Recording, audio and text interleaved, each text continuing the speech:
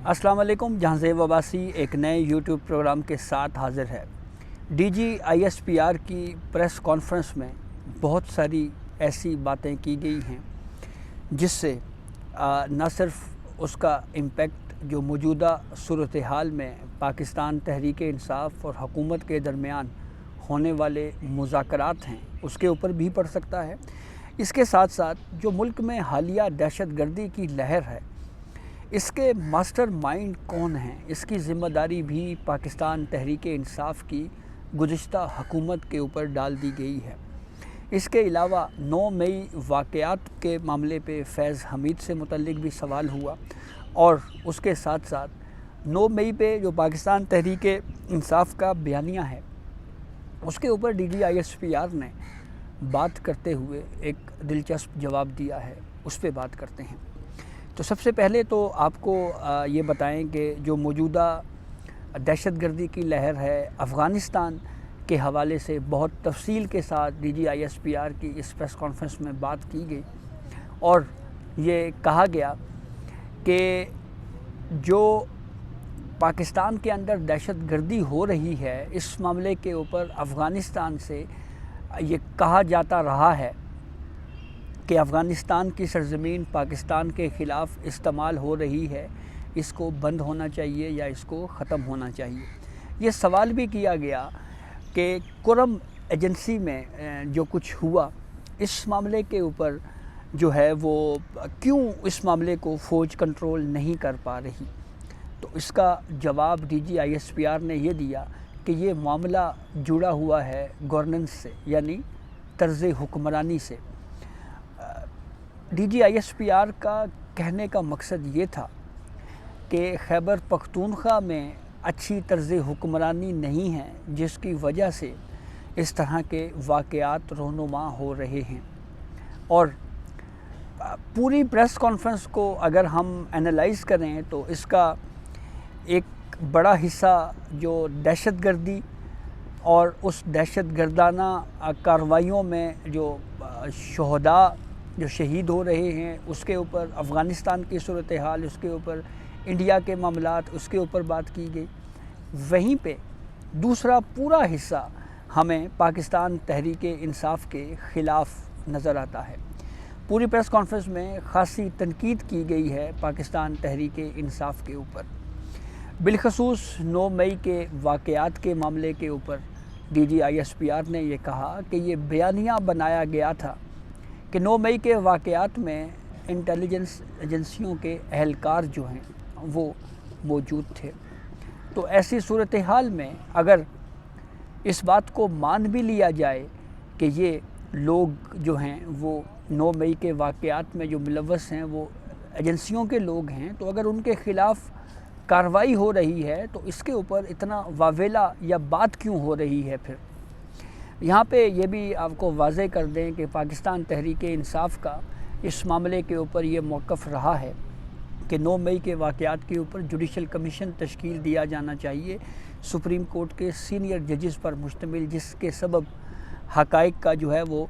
ताकि दुरुस्त अंदाज में जायज़ा लिया जा सके। कहा तो ये भी जाता है कि पाकिस्तान तहरीक इंसाफ और इत्तेहादी हुकूमत के माबैन जो मुज़ाकरात हो रहे हैं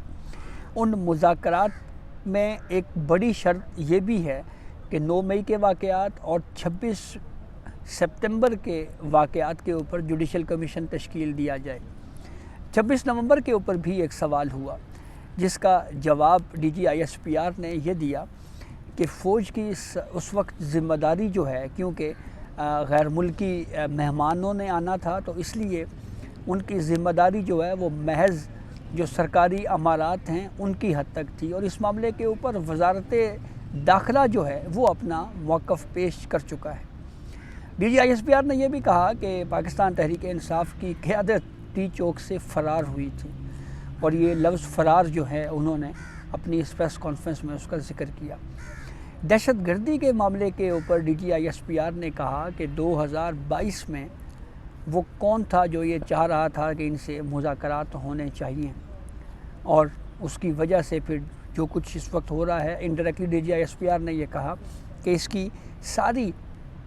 جو ذمہ داری بنتی ہے وہ بھی پاکستان تحریک انصاف کے اوپر بنتی ہے۔ اور پھر اس کے علاوہ D G I S P R نے اپنی پریس کانفرنس میں یہ کہا ہے کہ جو اس وقت کی جو موجودہ ملک کی صورتحال ہے، جو دہشت گردی کے واقعات ہیں، اس پورے معاملے کی اصل وجہ جو ہے وہ بیڈ گورننس ہے، اور اس کی وجہ سے جو ہے وہ شہداء کی صورت میں ہمیں اس کا نتیجہ دیکھنے کو مل رہا ہے۔ پھر ایک بڑی بات ہو رہی تھی گزشتہ کچھ عرصے سے پاکستان تحریک انصاف اور حکومت جو مذاکراتی ٹیم ہے ان کے درمیان، اور یہ ایک ڈسکشن اس سوال کے اوپر بہرحال ہو رہی تھی کہ جہاں پہ یہ معاملہ تھا کہ کیا عمران خان کو رہائی ملے گی نہیں ملے گی، وہیں پہ یہ سوال بھی خاصا ڈسکشن میں رہا کہ کیا اس پورے مذاکراتی عمل میں فوج آن بورڈ ہے، یا کیا اس کے اوپر جو ہے وہ کوئی انپٹ ان کی ہے یا نہیں ہے۔ تو اس کے اوپر D G I S P R نے آج یہ کہا ہے، ایک تو جو مذاکراتی عمل ہے اس پہ انہوں نے اس کو خوشائند قرار دیا ہے، اور پھر ساتھ ہی D G I S P R کی جانب سے یہ بھی کہا گیا ہے کہ یہ جو فوج ہوتی ہے یہ کسی سیاستدان یا کسی سیاسی جماعت کے نہ مخالف ہوتی ہے نہ ان کی حمایت میں ہوتی ہے۔ اس کے علاوہ پھر ایک سوال 9 مئی کے واقعات کے اوپر D G I S P R سے یہ بھی کیا گیا کہ جو press release I S P R کی جانب سے جاری کی گئی تھی اس میں فیض حمید کے حوالے سے یہ کہا گیا تھا کہ اس پہ بھی کوئی تفتیش ہو رہی ہے۔ تو کیا اس تفتیشی پروسیس میں عمران خان تک بھی بات جا سکتی ہے؟ کیا ان کا بھی ملٹری کورٹ میں ٹرائل ہو سکتا ہے؟ تو اس کا جواب D G I S P R نے یہ دیا کہ یہ انویسٹیگیشن پروسیس چل رہا ہے، ایک سب جوڈس میٹر ہے، اور اس میٹر کے اوپر ہم اس وقت جو ہے وہ کوئی رائے نہیں دے سکتے۔ پھر 9 مئی کے واقعات میں جو ملٹری کورٹ سے سزائیں سنائی گئیں، خصوصی طور کے اوپر سپریم کورٹ کا حوالہ دیا گیا اور کہا گیا کہ یہ سپریم کورٹ کے فیصلے کی روشنی میں یہ سزائیں سنائی گئی ہیں۔ ان ملزمان کو اپیل کا حق ہوگا ہائی کورٹ میں، سپریم کورٹ میں، ان کو مرضی کا وکیل دیا گیا، اور پھر اس کے ساتھ ساتھ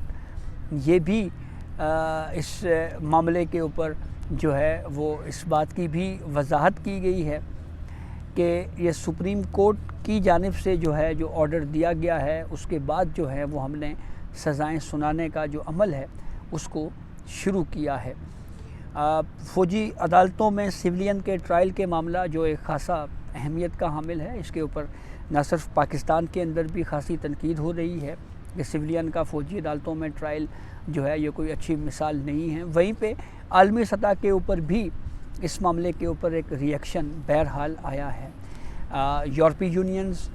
اس کے علاوہ برطانیہ اور امریکہ کی جانب سے اس کے اوپر موقف دیا گیا ہے۔ تو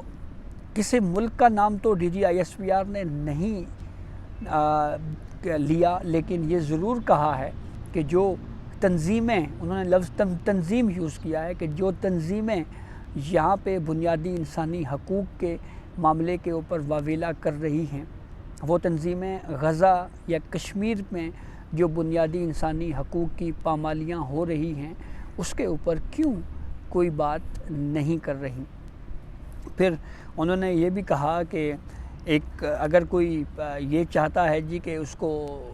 اقتدار میں لایا جائے اور اس کو اقتدار میں آنا زیادہ ضروری ہے ریاست کے، تو ایسا نہیں ہو سکتا۔ تو بہرحال ایک کافی تنقیدی پریس کانفرنس تھی، اور اس کا ایک خاصا حصہ پاکستان تحریک انصاف کے اوپر ہی مرکوز تھا۔ تو یہ اب تک کی اپڈیٹ تھی جسے ہم نے آپ کو آگاہ کیا۔ بہت شکریہ۔